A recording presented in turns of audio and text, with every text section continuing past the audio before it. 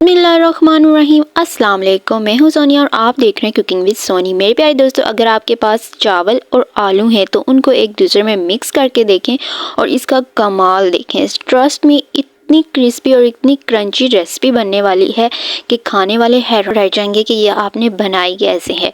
तो और अगर आपने कुछ झटपट क्रिस्पी और टेस्टी बनाना है तो ये रेसिपी ज़रूर ट्राई कीजिएगा।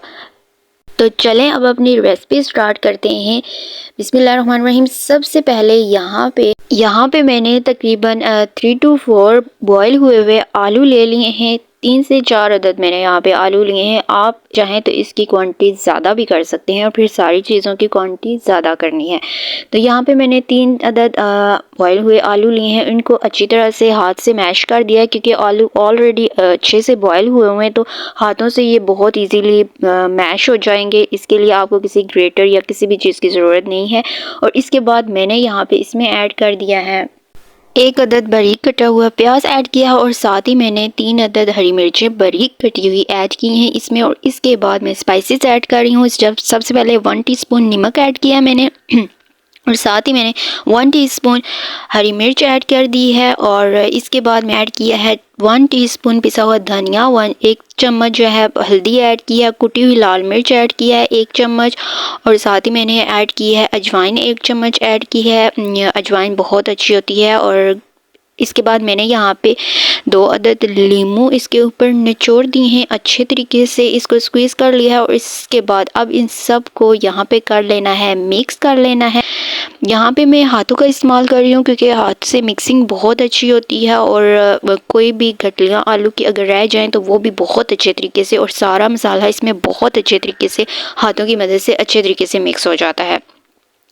तो यहाँ पे इनको अच्छे तरीके से कर लेना है, मिक्स कर लेना है। बहुत अच्छे तरीके से मिक्सिंग करके इसकी ज़बरदस्त किस्म की एक डो बना लेनी है। डो बनाने के बाद अब यहाँ पे मैं इनको एक गोल कबाब की शेप्स दे रही हूँ। आप लोग कोई भी शेप ऐड कर सकते हैं और मैं यहाँ पे मुझे ये वाली शेप अच्छी लगती है तो मैं यही बना रही हूँ। यहाँ पे इस तरह करके मैंने बहुत ज़्यादा कबाब की शेप्स में इनको बना लिया है। अब यहाँ पे मैंने ले लिया है एक एग और इसमें मैंने 1/2 टीस्पून नमक और 1/2 टीस्पून पिसी हुई लाल मिर्च ऐड की है।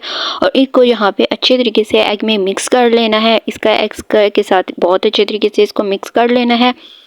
यहाँ पे मिक्सिंग करने के बाद जो आलू की बहुत ज़्यादा बनाए थे स्नैक्स, उनको सबसे पहले डिप करना है इसमें। और एग वाला जो मिक्सचर बनाया था उसमें डिप कर लेना है अच्छे तरीके से। डिप करने के बाद इसके बाद इनको चावलों में डिप करना है। जी हाँ, चावलों में जब डिप करेंगे तो बहुत ही क्रिस्पी और बहुत ही क्रंची किस्म के स्नैक्स बन जाएंगे जिनको सब बहुत पसंद करेंगे। यहाँ पे इनको अच्छी तरह से डिप कर लेना। और इसी दौरान मेरे प्यारे दोस्तों, अगर आप इस चैनल पे हैं न्यू तो चैनल को कर दें सब्सक्राइब और मेरी वीडियो अच्छी लग रही हो तो लाइक और प्यारा सा कमेंट कर दें। यहाँ पे मैंने बहुत ज़्यादा स्नैक्स बना लिए हैं। अब ऑयल कर लेना है गरम। जब ऑयल अच्छी तरह से गरम होगा तो इसमें आराम से 1 बाय 1 करके ये सारे स्नैक्स ऐड कर लेने हैं। याद रहे कि ऑयल जब अच्छी तरह से गर्म होगा तो फिर इसके बाद इसकी आंच जो है वो मीडियम कर देनी है। यहाँ पे 1 बाय 1 करके मैं इसमें ऐड कर रही हूँ। ठीक 5 मिनट गुजरने के बाद इसकी साइड चम्मच की मदद से आराम से चेंज कर लेनी है। याद रहे कि चम्मच से करनी है ताकि ये टूटे ना। और बहुत अच्छे तरीके से इसकी साइड्स यहाँ पे मैंने कर दी हैं चेंज। अब दूसरी साइड पर भी 5 मिनट इसको पकने के लिए रखना है।